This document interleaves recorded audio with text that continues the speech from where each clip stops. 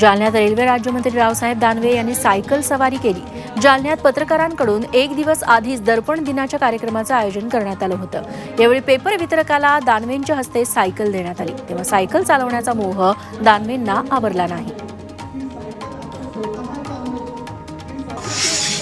अयोध्येत 22 जानेवारीला राम मंदिराचं उद्घाटन पंतप्रधान मोदींच्या हस्ते होणार आहे। याच उद्घाटनाची पत्रिका महाराष्ट्राची कुलस्वामिनी आई तुळजाभवानी चरणी ठेवण्यात आली आहे। आई तुळजाभवानीचे महंत पुजारी यांना देखील या सोहळ्याचं विशेष निमंत्रण देण्यात आलंय।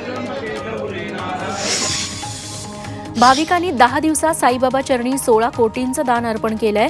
23 डिसेंबर ते 1 जानेवारी दरम्यान 8 लाख भाविकांनी साई दर्शन घेतलं। या काळात 16 कोटींचं दान साई चरणी अर्पण झालं। यात 32 लाख रुपयांच्या सोन्याच्या दानाचाही समावेश आहे। यातल्या 6 लाख भाविकांनी मोफत भोजन प्रसादाचा आस्वाद घेतला, तर 11 लाख लाडू पाकिटांची विक्री झाली।